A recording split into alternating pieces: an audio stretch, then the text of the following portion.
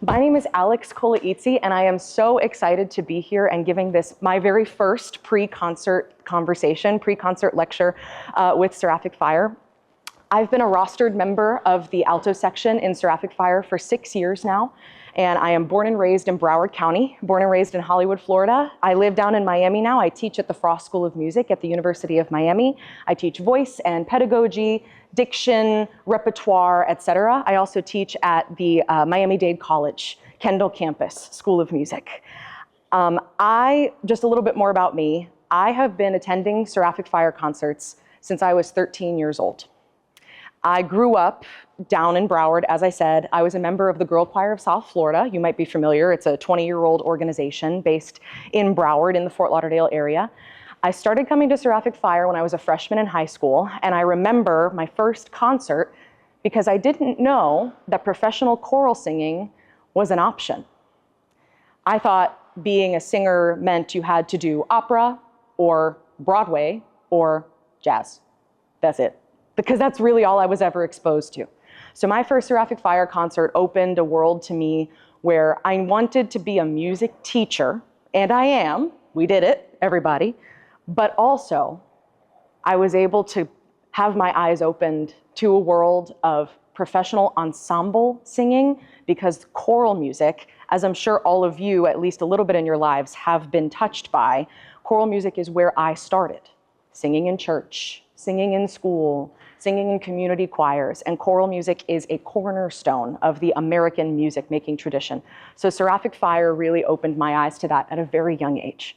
As I said, I'm very excited to be here with all of you. I started singing with Seraphic Fire in 2020 during the COVID times, and I started in season S, which was the online season of Seraphic Fire. I started singing with Seraphic when I started my doctorate, studying for my doctorate at the University of Miami. So Seraphic, while also being a part of my life since I was very young, has kind of acted as a second family through some very turbulent times in my life, i.e. writing a dissertation. If you've ever done that, very stressful. And now I get to be here with all of you and tell you a little bit about the best of Seraphic Fire. This pre-concert conversation, if you've come to some before, I've come to a couple with Dr. Diamond or with Nola or James giving some. This one's going to be a little bit different because this concert doesn't have one specific theme. It's not only Bach or only French Baroque, right? It's a little bit of everything. So I sat down with James and I said, what are the highlights? What should I let them know? Because I can't walk you through the piece by piece. We're going to be here for 4 hours if I do that, right? Because I love to talk about this stuff. James said, we look at this as a retrospective of what Seraphic Fire has done for the last 23 years through everything that Seraphic Fire will do in its tenure. So I'm going to take you through the sets of music and what you'll be hearing to give you some of the ins and outs of exactly why Seraphic is singing these pieces. Everything you're going to hear this evening, Seraphic has sung or has recorded on one of our multiple CDs. I actually don't know how many albums Seraphic Fire has. I'm gonna say like 12, 13, 14, it's kind of a lot. And they're all available in the back and on streaming platforms, which I'm sure all of you know because you're super fans, as I am. I love the laugh, thank you. Let's walk through the sets. Some of these pieces I guarantee you will know. Some of them are cornerstones of American literature, or if you're a Baroque or a Renaissance person, you will know some of these pieces, or at least some of these melodies. The first piece that you're going to hear this evening is by William Billings. William Billings was an early American composer from the Appalachian tradition. His music was influenced by shape note tradition, heavy downbeats, some music that might want to make you move a little bit in your seat. The reason we are singing this piece first, Invocation, is because the first line of music is, majestic God, our muse inspire, and fill us with Seraphic Fire. That's where Patrick Quigley got the name of this ensemble. This piece was also sung on Seraphic's first concert back in 2002 or 2003. I will also mention, I'm not giving a lot of history of the ensemble because if you haven't grabbed a magazine yet, they're available in the back. You can grab it after this talk. Starting on page 12, at the bottom, going through the magazine, is a timeline of the history of Seraphic Fire with some very, very amazing pictures of some very, very young Patrick Quigley and James Basses. So I think you should go in and look in the magazine if you haven't yet when we're done with this talk. After the invocation, you will hear a piece by Jake Runestad. The singers this evening, of which there will be 13 on stage. Remember that number. I'm going to come back to you later to make sure you remember it. There will be 13 of us on stage. The singers are doing mental and physical gymnastics this evening because we are going from late Renaissance through, I think the newest piece on the program was composed in like 2014. We are spanning hundreds and hundreds of years. Don't forget that we also have a Hildegard chant that was written in the 1100s. So the singers are bouncing back and forth between styles, between the proper vocal technique to bring these pieces to you. It's a lot of work, but it's very rewarding as the singer, and I know it's rewarding as an audience because it's been very well received the last few nights. So, as I said, we started in early America. Now we're going to Jake Runestad. This piece was written in 2014. So we're already jumping a couple hundred years, right? Jake Runestad is a living American composer. Seraphic has been singing this piece, I Will Lift Mine Eyes, for years, on tours, for audiences right here in South Florida. So much so that James told me that Jake told him once, you know, I've written other music. You can perform other pieces of mine, but if it ain't broke, don't fix it, right? It's a really beautiful piece, a lot of very dissonant cluster chords that kind of like pull to the pathos of the listener, a very well-known text as well. I'm very excited for you to hear it.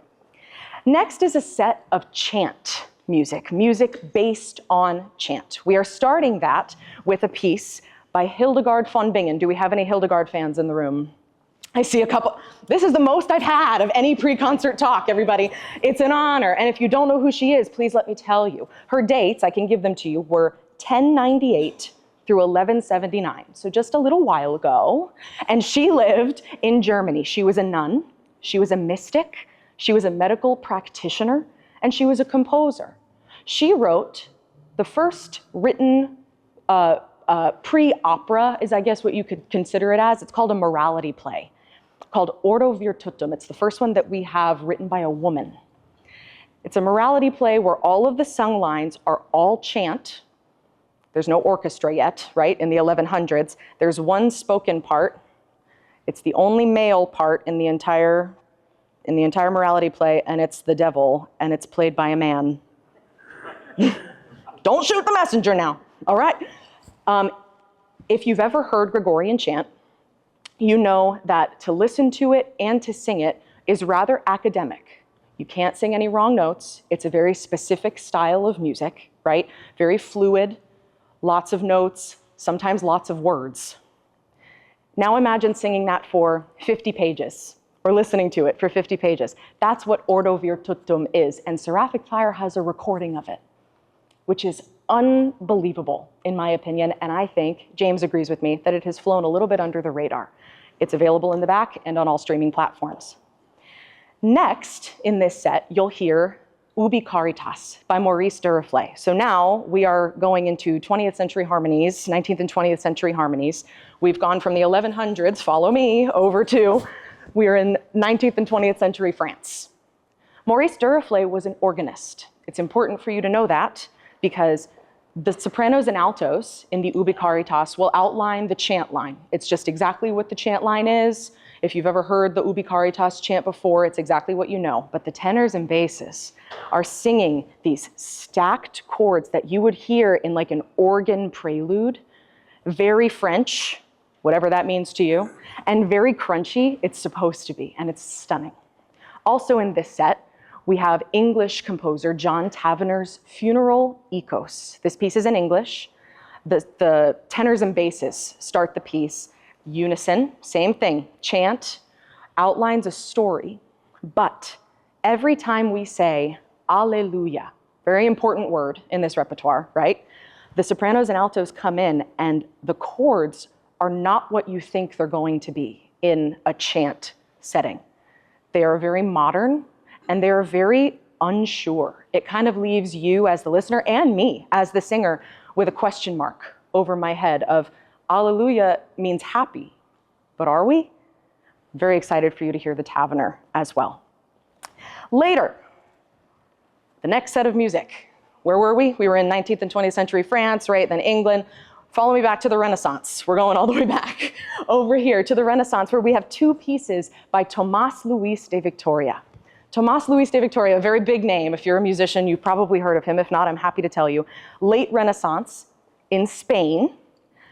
The composers of this period, along with Victoria, were writing specifically for 13, 16, 21 voices. So what Seraphic Fire is. Seraphic Fire started as an early music ensemble, important to note as well.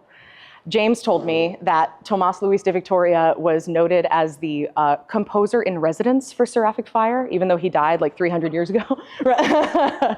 He was noted as the composer in residence because Seraphic has sung so much of his music because it's written for what Seraphic Fire is. We're singing his Salve Regina, and we're singing his Regina Caeli, two very different pieces. The Salve Regina is like 7.5, 8 minutes. The Regina Caeli is a lot shorter, more compact. It's important to note, do you remember how many singers I said were going to be on stage this evening? 13. Both of these pieces are for double choir. So you have 13 singers, take 4 of them away, and you're left with a smaller subset of Seraphic Fire. In this concert, in basically every piece, more than 3 people are singing on a part by themselves, me included. I like it that way. Stay off of my part. I'm just kidding. So in these two pieces, the Salve Regina, you will hear a quartet of singers and a smaller subset singing choir 2. The quartet, I'm very biased. I'm not in the quartet. I just get to listen to it, as you will.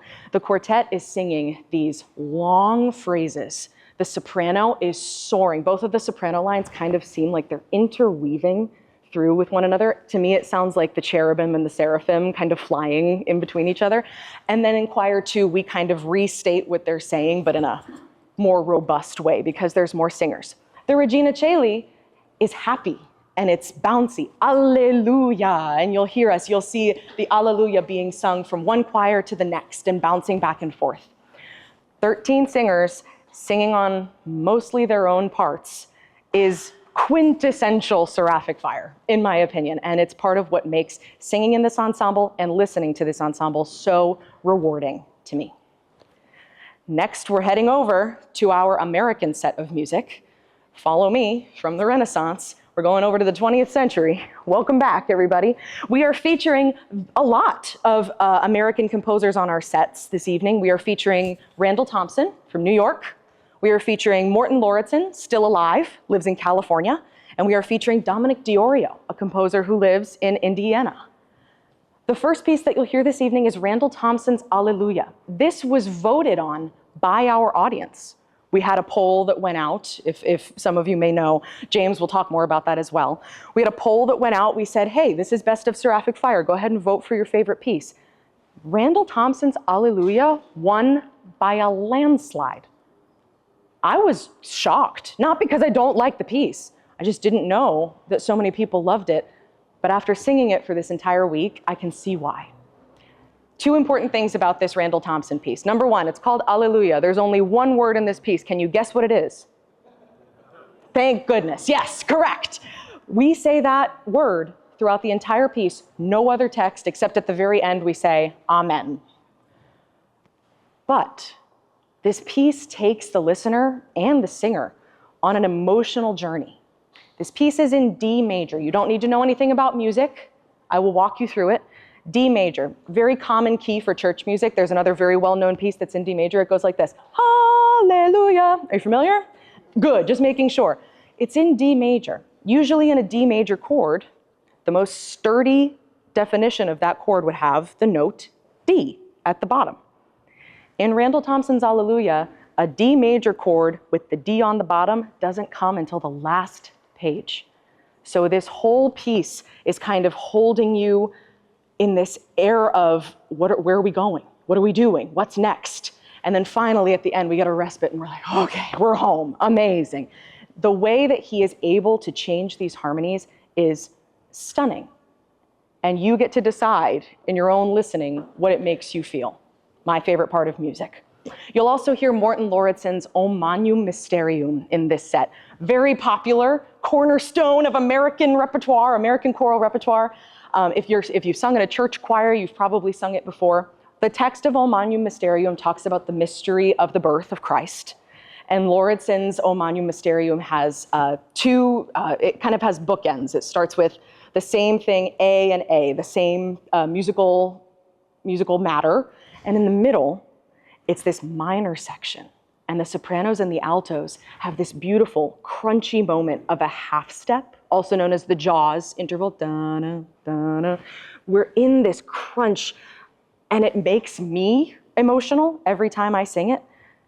Then at the very end, the sopranos take it and just fly away with it. And it's gonna fill this entire space. By the way, I love singing in this room, especially post-remodel. I love singing in this room. And I'm excited for the O Magnum Mysterium in this room especially. The last set of music that we have this evening is an homage to our roots down in Miami. And it's a Spanish set. We have two pieces in Spanish. The first is a Padre Nuestro, which is the Lord's Prayer set in Spanish. And it's by Alvaro Bermudez. Does anybody in here know Alvaro Bermudez? Right, I see you, exactly. Alvaro lives down in Miami. He was an original member of Seraphic Fire. He was in the bass section at the very beginning. He is Colombian and he is a guitarist. My favorite part of singing his music, and this one especially, is because the text is well known to everybody, no matter what language you speak. We probably have heard the Our Father at one point or another, but you can hear the influence of both his culture and his instrument, because the tenors and basses are singing what sounds kind of like a band or a banda. You'll hear James say that a little bit later. Sounds like trumpet parts or a bass part or a guitar part while the sopranos and altos are outlining the text. It's a really beautiful setting, but it's also a lot of fun to sing, if I do say so myself. And the last piece that you'll hear this evening is a Puerto Rican piece, Puerto Rican composer Rafael Hernandez. It's a rumba. If I look out into the audience this evening, ladies and gentlemen, and I do not see you dancing in your seat, I will take it as an offense. I'm just kidding. I'm just kidding. But the very last piece is called cachita. It's a rumba, and in Puerto Rican dialect, cachita means pretty one, beautiful one.